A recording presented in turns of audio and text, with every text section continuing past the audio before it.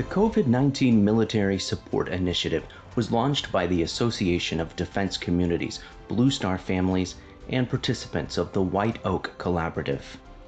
It's a comprehensive resource for communities, states, and military families during this pandemic, with virtual events, daily news updates, and ongoing pain points polling. The Association of Defense Communities is a leader in supporting the resilience of communities and states that support America's military.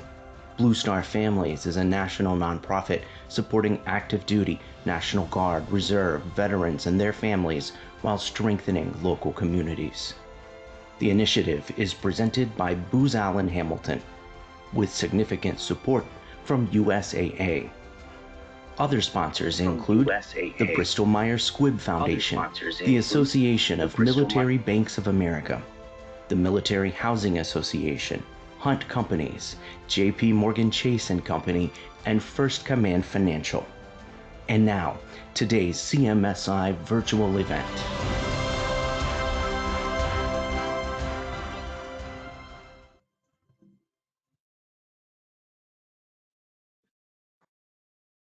Good afternoon and welcome. I'm Kathy Roth-Duquet, the CEO and co-founder of Blue Star Families. I am so glad that you have chosen to join us today for our event on media perspectives of COVID-19 and the military. Before we welcome today's guests, I'd like to take a few minutes to review our pain points poll data. As many of you are aware, we've been tracking the effect of COVID-19 on the military community through the CMSI initiative for the past 8 weeks.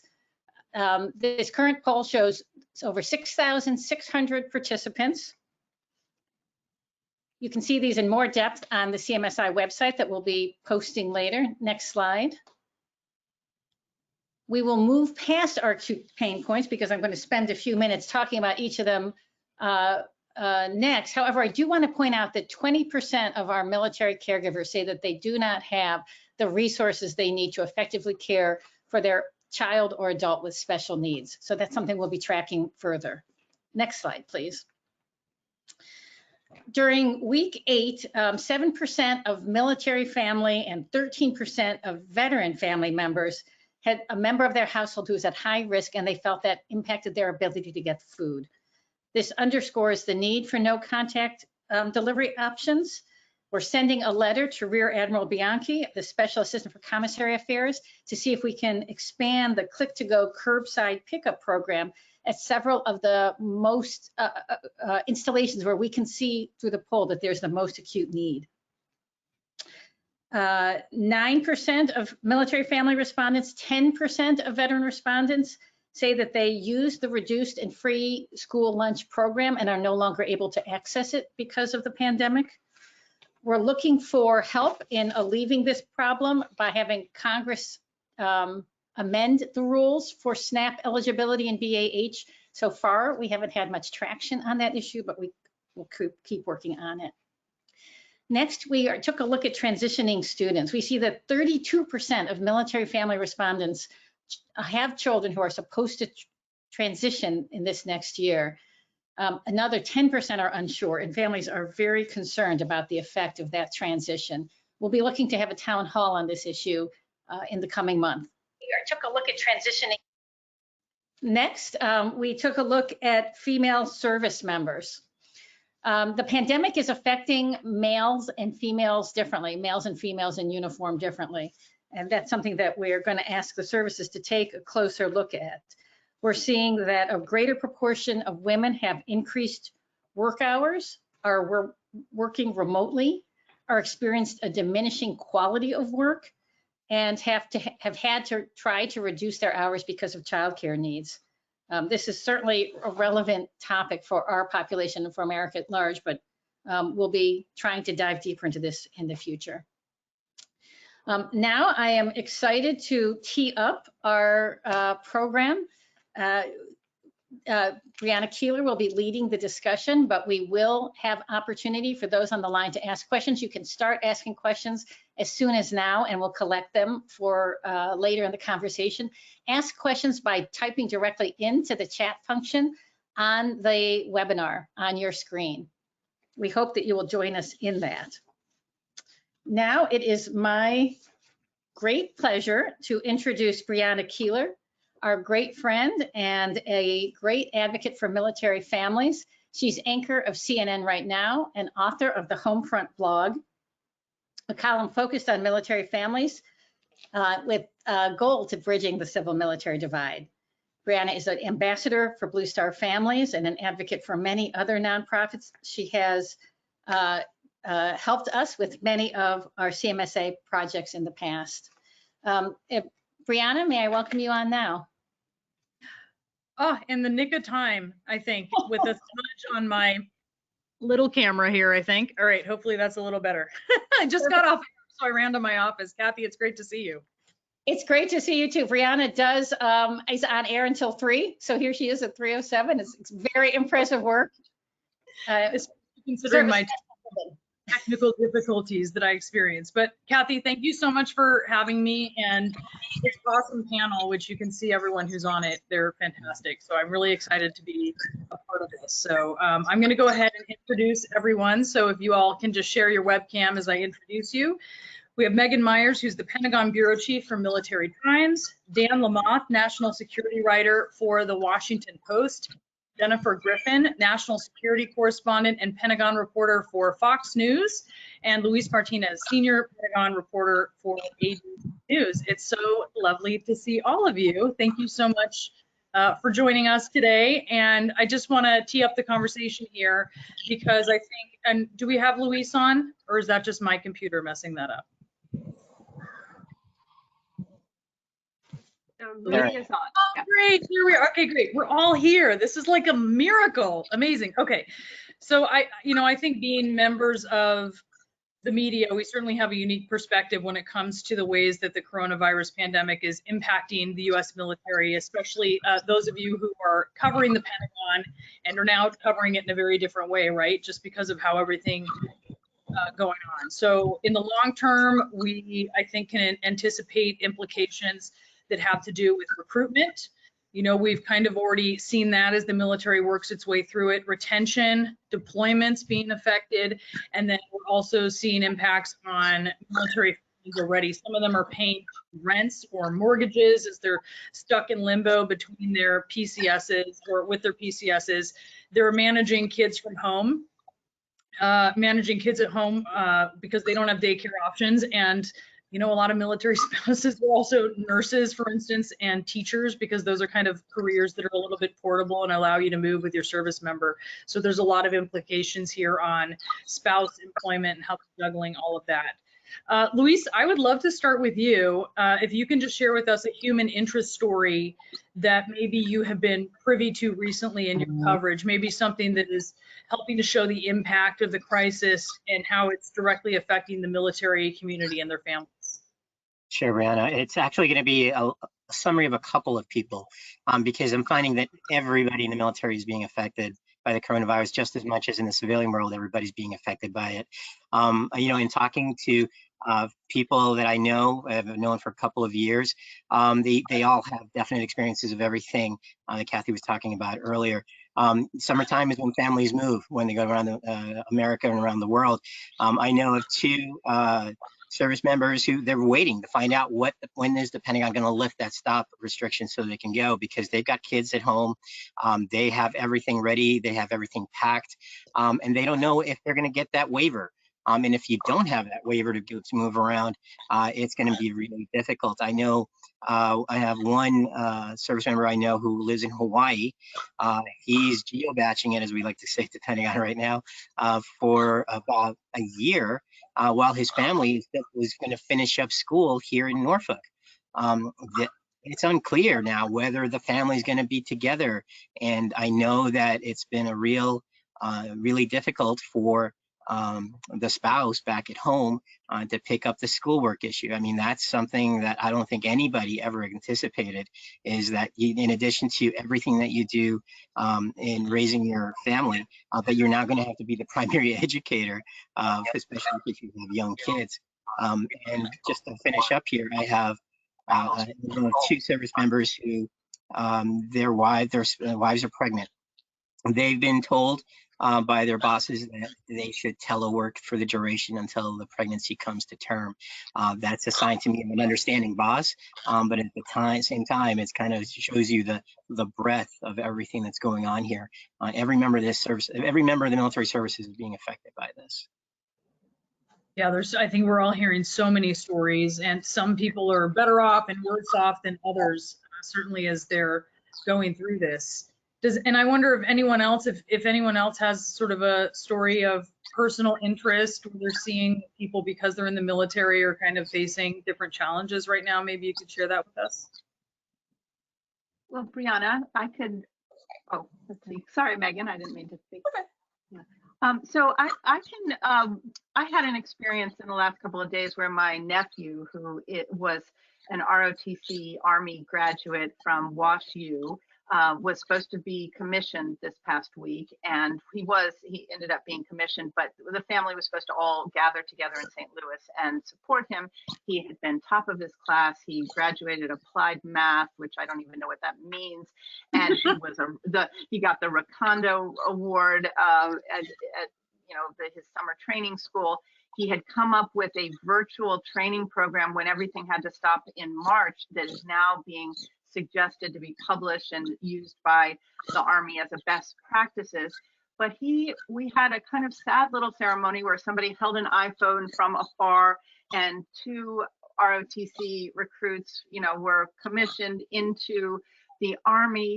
And it just seemed like the military could have done a little better job for the families to feel a little more connected, and those kids seemed like they deserved a little more ceremony for such a big moment. And then he told me he had gotten, because he was so good at applied math, he got assigned to the cyber. He's going to be a cyber intelligence officer heading down to Fort Gordon. He should have been going down in May, and now it's put off till October. What are those kids who are in the pipeline going to be doing from May to October on the taxpayers' money? And it just seems like we need to know how we're going to fill that education gap as well. No, that makes me sad. From the lack of ceremony for such a big moment. Megan? So when this all first kicked off, especially the travel ban, we kind of put out a call out to our readers and said, hey, how is this affecting you guys? And some of the hardest ones we saw were either families who were planning to move. So one guy who had packed up everything in Texas. His wife lived in his wife's from Oklahoma, and so he was moving to Korea, I want to say, which is unaccompanied. So she decided to go home to Oklahoma for the next 2 years. She took all his stuff with her. And their kids, and then he couldn't leave Fort Hood, and he couldn't go to Oklahoma to be with them. So he was on a friend's couch he's probably still there, or maybe now he gets a per diem to be in a hotel, but he was just trapped there without his stuff, without his family, waiting to find out whether he was going to move. And another situation, there was a woman who was in the National Guard. Her husband's also in the National Guard. He's deployed at the border mission down on the US-Mexico border, and she was about to give birth, and he wasn't going to be able to come home from just the US-Mexico border to be with her after she had their baby. That is, yeah, I mean, it's just, people are missing out on a lot of things, right? And they probably would have made a different decision about leaving Fort Hood when they did if they knew they could have stayed and spent more time with dad before he was deploying. So Dan, I don't know if there's anything you want to add. I'm familiar with a couple where he's Air Force. He's recently returned from the Middle East, and they're in the process of moving to Alaska, and the deployment got pushed back in terms of them coming home, and she's kind of been in a waiting, holding pattern, trying to figure out what's next. Sorry, you guys, I'm trying to fix something on my computer that I think was going weird. Yeah, so we're seeing a lot of people affected. I'm going to tell you, I'm in kind of a weird situation personally as a military spouse because my husband's stuck at home, and after him being deployed for the better part of 3 years, it's kind of just what we needed. And I am at work, and I think he's at home watching the kids. So I've also heard from a lot of military families where the roles are kind of reversed, and in some ways it's you know, there are a lot of people who are obviously suffering, and then some people are kind of finding themselves in like a weird normal place, for civilians at least anyways. I know, Megan, that you have been really keeping an eye on what's going on at the Pentagon, or maybe what's not going on at the Pentagon, we should say. What are you seeing day to day? There, in the very beginning, there were tons of briefings all about the policies that they were putting in place. It seemed like every command, every research institute was here to just tell us how they were involved, not necessarily to give us a lot of news, but to be like, here for your perspective, here's how we're all working together on the pandemic. The past few weeks have been pretty quiet, but now it seems like things are starting to ramp up again as the Pentagon's starting to think about some of these shelter-in-place orders, the health protection conditions on installations, lifting those, and then starting to work toward lifting this travel ban a little bit in order for some of those PCS moves to happen or some training exercises to start taking place again. I wonder, for all of you, sort of what the struggles are covering the Pentagon and why you think this might actually influence how Americans are able to understand what their country and what their Defense Department is doing. I definitely feel that we are at a period of great loss in terms of, I think I've never appreciated the Pentagon Press Corps more, because Megan and myself and two others have kind of dutifully been going in each day because we were able to kind of socially isolate on the hallway, but a lot of networks and newspapers would not allow their reporters to go into the building. And so they would dial into the briefings. But when the briefings slowed down, which Megan described, what I noticed is you don't want to walk the halls the way you normally do. The normal way that the 30 or so people who are there every day as part of the Pentagon Press Corps gather news is they run into people, they go into offices, they go have face-to-face conversations. And it's like a game of 20 questions every day. You sort of try to suss out what the news of the day is. You learn from other people's questions on the hallway, other reporters, what they're chasing, so that I think we're not, we may be very fiercely competitive with each other, but actually we benefit from the questioning and the walking of the halls that we all do. Now that we're not doing that, now that you're meeting with people with face masks on, so you're less likely to share information than in the past. And you certainly don't want to get on an airplane and travel anywhere with any of the top Pentagon leaders. So I think that people aren't going out to the field. Very few people are out in the field right now in Afghanistan, Iraq, Syria, North Africa. So the reporting is really, we're at a skeletal rate right now. And I just want everyone back in the Pentagon so that we can sort of keep holding everyone's feet to the fire. What's this going to mean for recruit? Let's start. I want to talk a little bit about the national security position, but let's talk about what this is going to mean for recruiting. Maybe you can talk about that, Dan or Luis. Well, it's interesting, because recruiting is actually a person-to-person interaction, right? You have somebody who sees something, let's say technologically on the web, that they see an ad on social media, and it triggers them the desire to call a recruiter. But you have that face-to-face meeting that is required.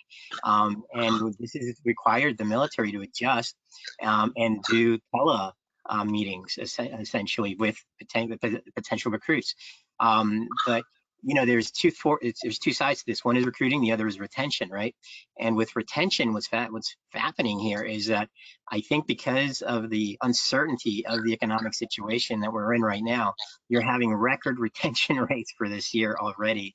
The services say that so far they're on track for their recruiting efforts this year, which is fascinating to me, because going into this, I thought that they were not going to meet their goals. And they're still, we have 2 more months to go here in the summer months. That's usually when they bring in the most recruits, but it's going to be interesting to me to see if they really can make those goals. But right now they really think they can. But it's requiring adjustments in how you interact with potential recruits. You do it online, and they're still able to do it. It's been really noteworthy to me that that's actually taking place. I think the other important piece on the recruiting point is what do you do with those recruits once they're starting to train? We've seen them go into quarantine ahead of time. They had a period of growing pains early on where you had a number of outbreaks, dozens of people at a time in places like Parris Island. And they've had to make adjustments since then. Yes, certainly. I mean, you think with the economy, right? I mean, it's a good job. So there might be, there are people looking for that economic stability, and that might have been something they considered, but perhaps now there are other opportunities that are going to be edged out. And so this is one that is going to remain for them. I know that you've just reported in general, Dan, about a lot of things, short-term and long-term issues that the military is going to face because of coronavirus. Let's talk about the national security position of the nation. I mean, I think when it comes to the interaction that the U.S. military has with other nations, it's greatly complicated at this point. I was in Afghanistan late February into March, kind of just as this was kicking off. And at that point, the U.S. military was kind of looking at it as an issue. Would it creep over the border from Iran? But it wasn't really facing them yet. And by the end of that trip, I was already running into how are my own flights back to the United States complicated. Only, since then, it's only become more so. Face-to-face advising with Afghan troops or Iraqi troops or somewhere in Africa or somewhere else. I mean, it's global. So it's going to be an issue across the board at this point. So what do they do? What is just boots on the ground, people who are advising in countries like Afghanistan? How does it change what our military is doing? For one, not unlike a lot of other places, it's meant a lot more interaction on the phone. It's meant a lot more interaction that's not, face-to-face, eyeball to eyeball. And, I think that works for a short period of time. But at some point, what's the cumulative effect of not having those, in-person interactions where nuance and language barriers and all of those other things are also involved? Because I think we all know, right, I think what we've all seen, whether it's, whether you're advising someone or you're doing a telehealth appointment, everything's easier when you already know the person, right? But if you're trying to build a new relationship, or if you're in a relationship where there's, it's sort of like at a crisis point, you need that in-person meeting. And this must really challenge the work that they're doing, Jennifer. Well, my concern, Brianna, is that yes, the personal interaction, the training that we do which our military is founded on, that is going to be strained for some time to come, certainly amidst these COVID fears.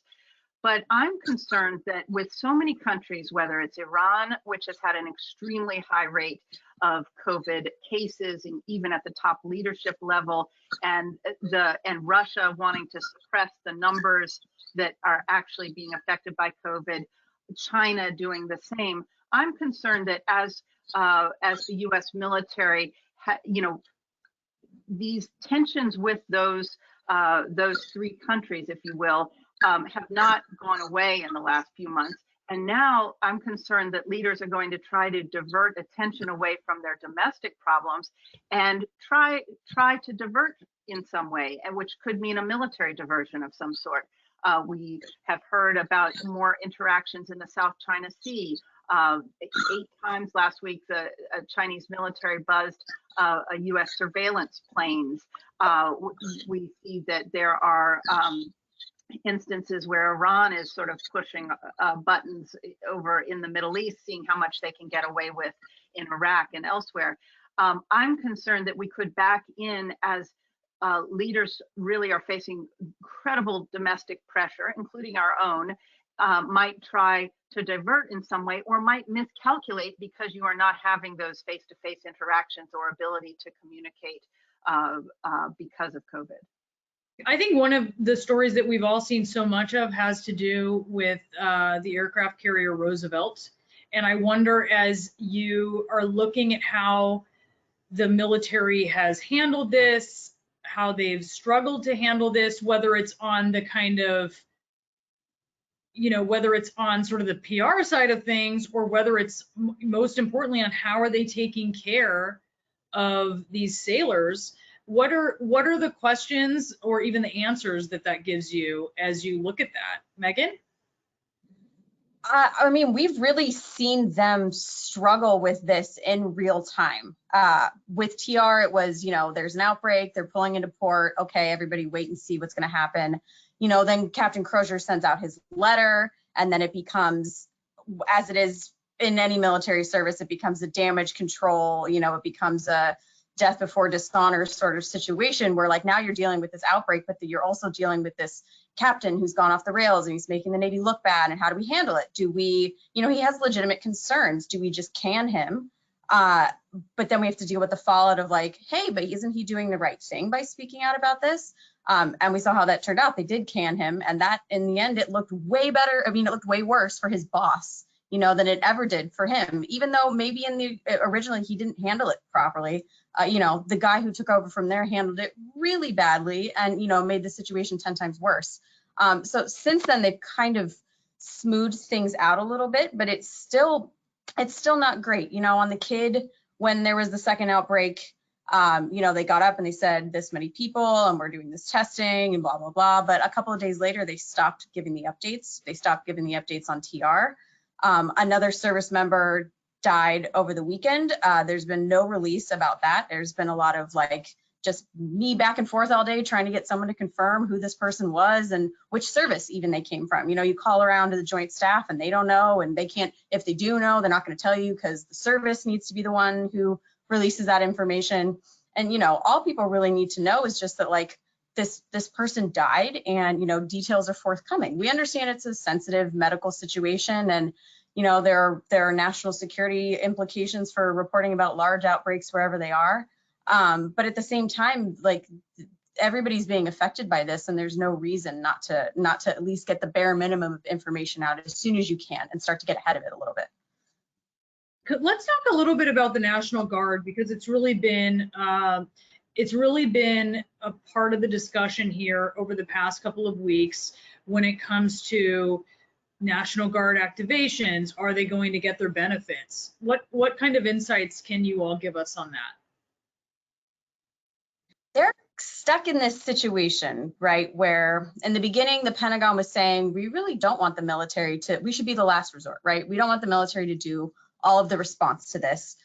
We have FEMA, we have HHS, but they sent the Guard because the White House wanted the Guard, and the Guard is capable. So they went and did it. And now, of course, there are the bean counters back home who, in the beginning, were like, okay, it's going to be a 30-day order.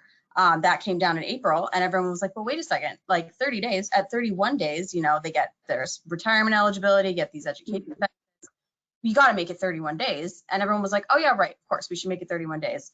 2 weeks later, the similar conversation is going on where now it's 89 days. And where does 89 days come from? Well, at 90 days, we're going to have to give them more stuff.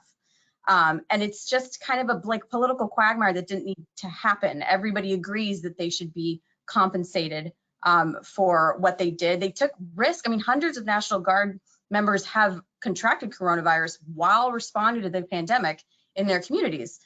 So it doesn't, from any partisan standpoint, even from a budget standpoint, it doesn't seem to make much difference. I mean, it doesn't seem to make much there's just no reason really to make it an issue, right? Why make it an issue? It's so easy to just 90 days, 92 days, whatever it is.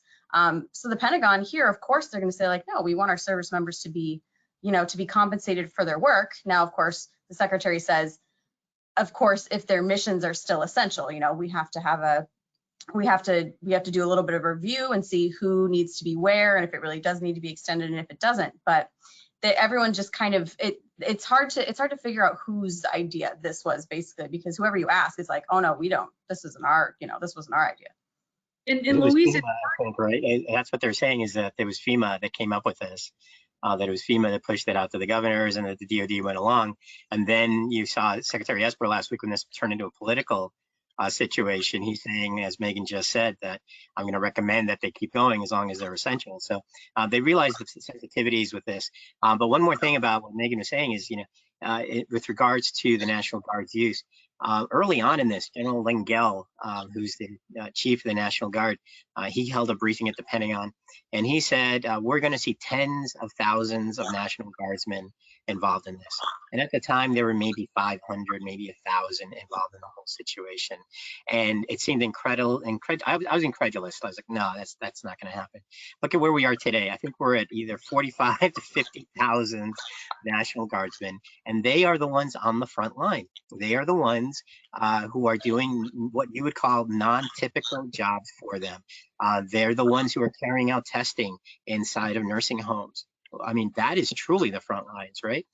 They're the ones who are out there setting up the drive-up testing sites in various states. They're the ones handing out food to families that are homebound.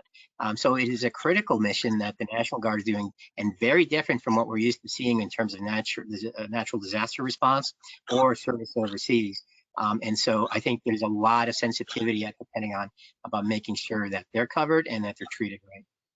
I was looking into some of the things they were doing, and they're doing mortuary services in some cases, right? They're doing, I mean, the list of what they are doing just goes on, and they're so widespread. And I think sometimes we kind of don't see them, right? Just in a way that we don't always see the coronavirus pandemic, because it's happening in other places. It's happening where we don't necessarily have eyes, and we can't know for sure. All right, so look, we have a few minutes left here before we open this up to questions, which Kathy is going to help us with. So let's go on the brighter side of the situation here.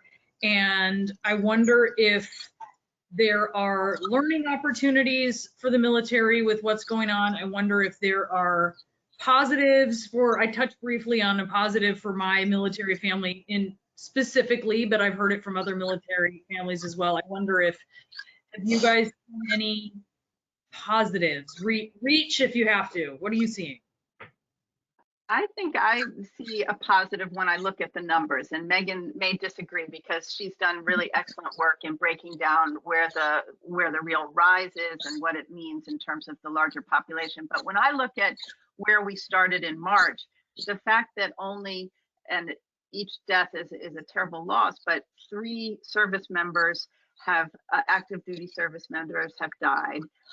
6,000 have been infected out of basically 1.5 to 2 million population.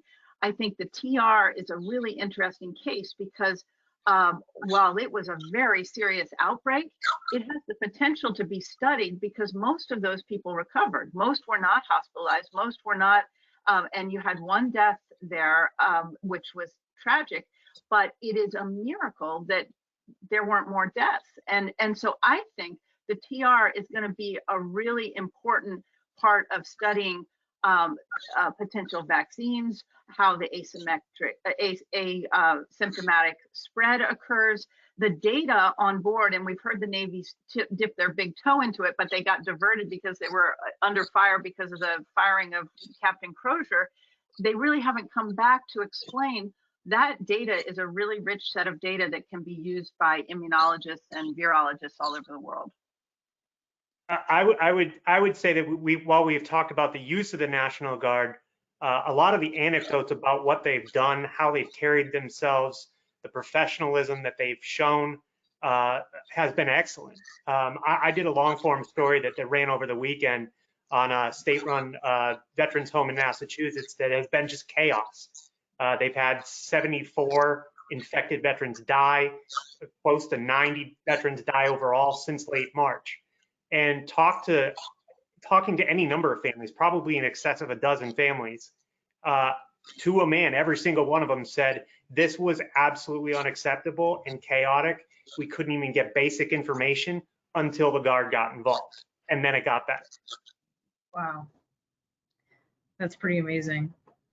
I would just add, I did a piece maybe, I don't know, 2 or 3 weeks ago on a military spouse's guide to a pandemic. Because look, I mean, I'm in a situation that some military, look, I'm not in the situation that every military family is in, right? If you're in the military, you still have a job, and I have a job. So the unemployment issue has not hit our family. for military families who are lucky enough to have 2 people employed and they haven't been hit by that. You know, they're in a different situation, but just in terms of the emotional readiness and kind of the mindset for a pandemic, I started checking in with spouses that I knew because I wasn't really, I thought, well, how long is this going to last? Well, I don't really know. And I thought, well, I'm good at that. Like, I'm good at not knowing how long something's going to last, right? That's sort of like with deployments, the timeline changes. Oh, you're excited if it's shorter than you think it's going to be, and you kind of prepare for the worst. And then in terms of worrying about people and their health or their life in my family, I have sort of, you know, we've all talked about what precautions do we take, and then we just kind of trust the process, right? And we trust that we're doing the right thing. We do everything we can, and then we kind of try to get on with the rest of our lives. And we're prepared for it. You know, like military families, we've gone over wills. We've had discussions about what happens if people die. So some of those things that, even though I know it might sound kind of macabre, we actually find it to be helpful. I think sometimes even civilians, even though it might be counterintuitive, might find it helpful. And so there were some ways that I thought we were actually kind of prepared for all of this, you know, and we've tried to look on the bright side of things, which is sort of like constantly how I get through deployments, you know, like, oh, well, I learned that I'm better at doing that on my own than I thought. Or in this case, you know, for us, yes, it's been our pre-K 3-year-old is not at school, but we get a little more time with him, and, you know, we're kind of doing our best, and we're trying to look on the bright side of that, you know. I want to bring in Kathy, because I know, Kathy, that you want to open this up for questions, and we certainly want to, you know, stop talking in our little bubble here and see what people have to ask our amazing panel, and take this wonderful opportunity to see what insights they have. Thanks so much, Brianna, and thanks to all the panelists. You know, I often think that underneath the Constitution, there's 2 pillars holding up the country, and that's the military and the press. And so to have you all helping us understand how to look at this experience is fantastic. You're also our bridge between our culture and the larger American culture. So we appreciate you all. We have a bunch of questions here for you. This is for Jen, but I think we can also open up to other folks too. As Jen described, the Pentagon Press Corps hasn't been able to operate as usual. Has OSD adjusted to find other ways to help reporters do their job, or have they been either unwilling or unable to find ways to keep the PPC engaged and updated? So I don't really blame OSD. I really actually give Secretary Esper and Jonathan Hoffman credit for arranging what seemed like almost too many briefings at first a day. We were getting 3 briefings a day with, and it was hard to sort of get all the information transcribed and out the door by the time there was another one. So at first it seemed like maybe they were trying to keep us busy so we weren't reporting bad news. That you know, you always want to feed the beast when there's an unknown out there. But I really think they did an excellent job in the beginning from that point of view. So, and I don't blame them. It's really and it's not on them to make it easy on us. They haven't blocked us from being in the building. They have treated us as though we're essential workers. The other thing I love, that I'll go back to what Brianna was asking about, a good news story. The Pentagon from the get-go, from March 9th, started socially distancing, seating us in the press briefing room 6 feet apart. That was a good week or 2 before the White House started doing anything similar. We started wearing masks and were ordered to wear masks coming into the building long before society as a whole was doing that. And I felt safer in the Pentagon than I did going to, you know, the grocery store. So, so it has been, I respect that they've kept us able to operate in the building. It's just that the nature of the way we interact with our sources and hear about things and talk to people and then get ideas from other reporters' questions during the day, that has, and then our inability to travel has also just forced us to, I just don't feel that we have our finger on the pulse the way we normally try to. Yeah, thank you. If I could chime in real quick. I mean, I too would echo what Jen was saying about Jonathan Hoffman and his team, because very early on they brought in our Pentagon Press Association to give us a heads up that this is what they're planning to do. We want to be inclusive. We understand that news organizations are going to, in some cases, tell you not to show up, as happened with me. I'm in my 11th week of working from home. I haven't set foot in the Pentagon in 9 weeks. And it's a totally different work rhythm for me. And Jen is there in person, and that's a good benefit for her. For me, it's slightly more difficult in the sense that I'm trying to figure out, okay, who should I be calling right now that is going to help me with what I think could be a story. Yeah, it's an interesting challenge. Mm-hmm. I have another question. Last week on this forum, we had Lieutenant General retired Barno talking about the way that COVID was going to change the military forever. Given your perspective on the military over time and taking into consideration perspectives like Barno's, what effect do you think the pandemic may have on military careers? And if you were advising friends in the military to think towards the future, what are some of the changes that you imagine would come? I think that might be for everyone.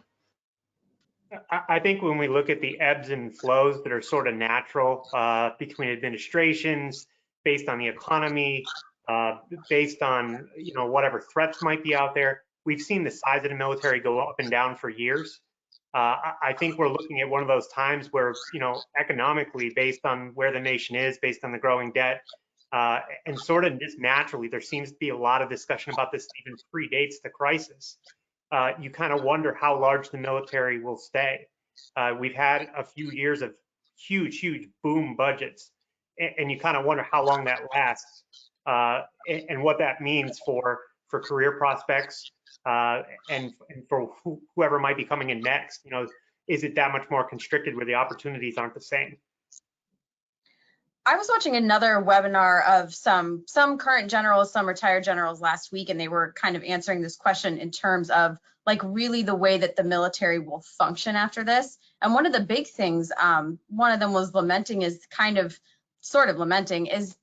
that there are so many large headquarters, so many like big centralized organizations in the military where you have hundreds of people and you want to get everybody in for accountability and have a face-to-face with everybody in the same room. And now they're realizing like that's probably not just like in general not necessary, because now we know we've sent all these people home, and in the Pentagon in some cases they're saying there's been more productivity when people are teleworking. But the idea that we need to get everybody in front of each other and schedule these meetings now kind of seems outdated and also just not safe, considering that something like this will happen again. So there's kind of this feeling of these like large accountability formations, even down in like the junior ranks. Maybe those aren't as necessary as they were, and having everybody all concentrated in these large office buildings doesn't make that much sense anymore either. And maybe some of that stuff will start to spread out, and be a little more decentralized in the future. Yeah, last week, Matt Donovan, the Undersecretary for Personnel and Readiness, said that teleworking is something that they've learned about, and they've seen the productivity rise, and it's something that they're going to incorporate from now on as a permanent feature. Another thing is that operationally, they've early on they said, oh, we took off the plans for the pandemic, how we would respond, how we would assist the civilian sector. We dusted it off because the military, that's all they do is they plan, right? We're a planning organization, is what we always hear. Well, guess what? They had a pandemic plan. Now we've gone through a pandemic and they're seeing what actually works, what they need to adjust. And I think in a way, it makes them more prepared for the next possibility that this comes in the next wave. I thought it was very interesting in the beginning that they said within the first few weeks of deploying the National Guard and getting out and building hospitals all over the country, and they were sending Army archivists out to do lessons learned even within the first few weeks. And I think, but I think the way that military is really going to be impacted, I think they're going to start relying, or this will speed the transformation into more technologically based warfare. I think, some of the old formations and, people may not like to hear that, but the next war is not going to probably be, with humans on the ground. It's going to be in cyber, it's going to be in space. And I think this is going to just push people into that realm because you can work with your computer anywhere. The real problem is going to be, how are you going to secure communications and secure telecommunications so that they're not easily hacked? I think that's the biggest question mark, and we don't know how that's really even gone in the last few months. And these are all worth people thinking about as they think about whether they're joining the military or an early stage in their career. Thank you. On a related note, do you see a recognition on the part of Pentagon leadership that women in uniform are being more adversely affected than men, and this may cause more women to leave, especially around the dependent care plans with daycares and schools being closed? If you're deployable, you can't deploy without a dependable plan, and it would disproportionately affect women, and it could have an effect on the future of our force. Do you see this as being something people are aware of, and are you yourselves concerned about it?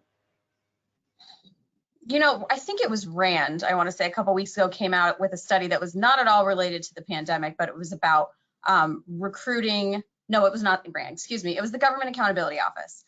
They had done a study about recruiting women and retaining women, and whether the services needed to work on kind of diversifying their recruiting message to get women in, and then to start thinking and having more benchmarks, more actual like written out plans about how we're going to encourage women to stay, because women leave in droves at about the 10-year mark, because that's the start of family mark. And many of them are married to service members, and so they don't know how they're going to do the dual military career situation. And so they leave. And so then there are not a lot of female leaders, because by the time you're up for those big jobs at 15, 20 years, most of the women have dropped off. This will probably exacerbate that, but that's something they're already supposed to be thinking about, but that Congress has asked them to think about. And now coming through the pandemic, we'll see how many women actually stay in there. It seems like retention has been doing so well because of that economic uncertainty, but for some women, it may actually push them to get out, because they think, like, I can't have this career. One of us has got to deploy, one of us has got to work, and it seems like it's not going to be me. I would also just add, one of the things that I'm personally wondering about is, the backup plan for so many people is to have grandma and or grandpa helping out. How do you do that when you're talking about 80% of the deaths from COVID are 65 plus? Even though they're not suffering the most of the cases, it's younger folks who have like 80% of the cases up to age 65, I think, is what we reported today. But everyone's having to kind of restructure how they're thinking about this, whether it's the dual military role, as you mentioned. I mean, let's just be honest, when you're stressed even further under this situation, who's getting out? It's very likely mom is getting out, and then I also wonder, how are families managing? Because now you actually have a lot of families that weren't dual military, but they're kind of behaving as it because if you have spouses, so many of them are nurses, what do you do when now you have two essential workers and you have much more in a risky position on the front line compared to their service member? It's a unique situation that I think there's a lot of families they're just like muddling through it right now. Yes, definitely. I have two more questions. I'm going to ask them both together because we're running out of time, and then let you choose which one of them you want to respond to. These are two things that we have seen high concern on in the pain point polls.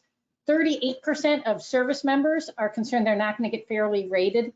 So that's a really high level of concern because of COVID. So wonder if you have any response to that.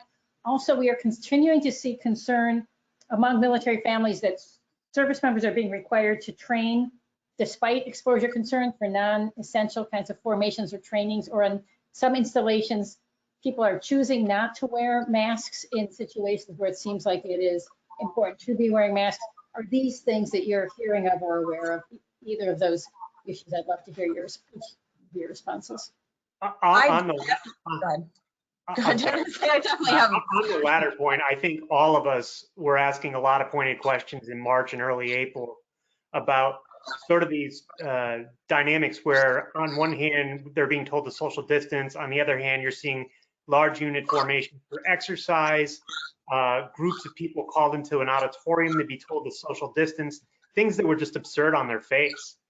And I feel like over time they have started to correct on that, but it does seem like it's sort of more on a local level a lot of times, and it's not always clear what sort of the colonels and the one-star generals and those sorts of leaders how they're handling it, and I think that the realities are much different depending on where you are. So the DoD IG has received hundreds of complaints about fraud, waste, and abuse during the pandemic. Far and away, most of them are from the military services, so service members reporting them themselves, and most of those are about social distancing. So the DoD IG is going to be very busy following up on all these complaints where social distancing wasn't observed. As far as you know, being rated fairly in your job and being able to move on, I wouldn't be surprised if I saw some on an individual service level, maybe even some branch levels within the services, making some sort of allowances for that. The one good thing that is going to start happening is, as of 3:30, we know that the stop movement order is going to start to lift, and locations, that's basically going to be location based. So if your post where you're leaving or you're going is starting to see that downward trend, the shelter in place orders are starting to lift, then PCS moves are going to start to ramp up again for those places. And so people who have kind of been trapped in their last assignment are going to have the opportunity to move on here in the next couple of weeks and hopefully make up some of that time when they were not doing their job or not doing the job that they're supposed to be doing at the level that they're supposed to be doing it, you know, during this point in their career. Jennifer? Kathy, I would just go back to two thoughts. First, whoever thought that the most dangerous thing that a member of the military would do would be whether to get a haircut or not.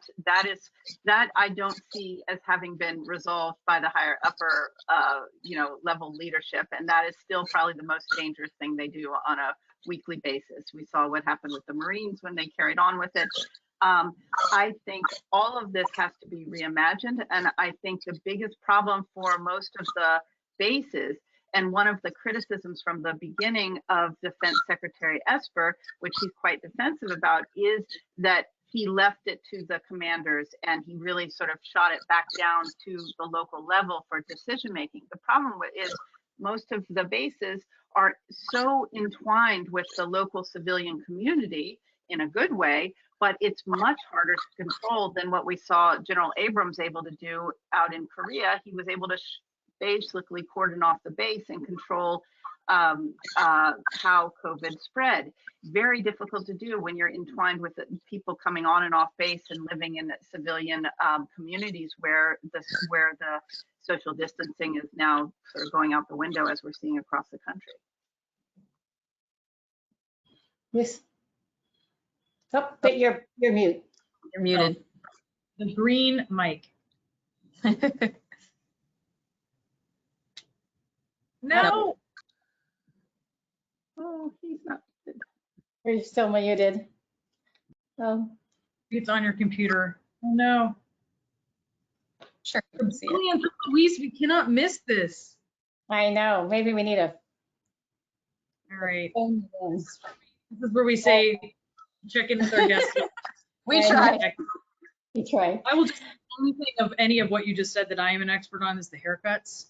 Because I cut my husband's hair and he was miserable. I looked at him this morning. It's been a while. I feel like it's been 5 weeks.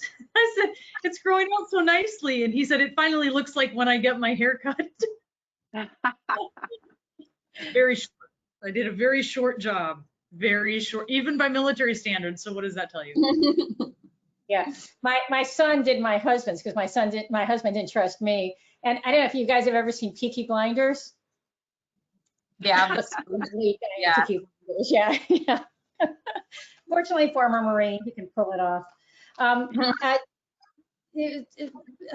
Brianna, would you like to wrap up? We're at the end of our hour, and then I'll give folks a few tidying up things. Okay, all right, just a moment. This is where, sorry, Kathy, I got out of place here. I super apologize for that. Well, I basically, it's just a matter of thanking everybody because it was a great. Yes, I thank you so much. Dan and Megan and Louise, who, can we hear you yet? we hear you yet? Dang it. Oh. All right.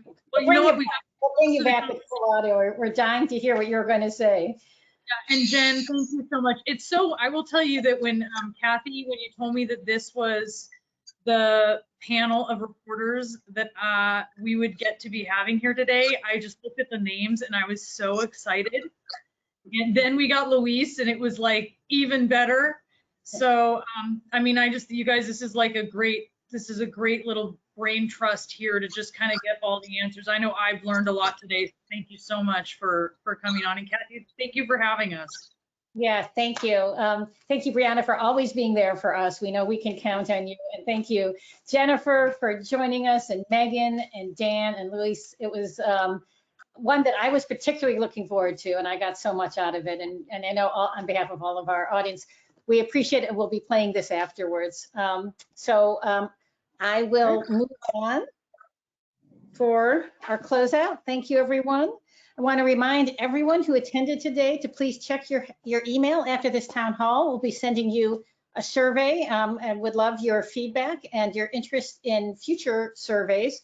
Also, we'll be asking you to join us both for the pain points poll and to join us on a special study that we are conducting under the auspices of CMSI with IVMF and with the support of Booz Allen Hamilton and USAA on the resilience under stress study. This is a special study that we hope will be helpful to Department of Health Affairs and nonprofits to building resilience in the US military.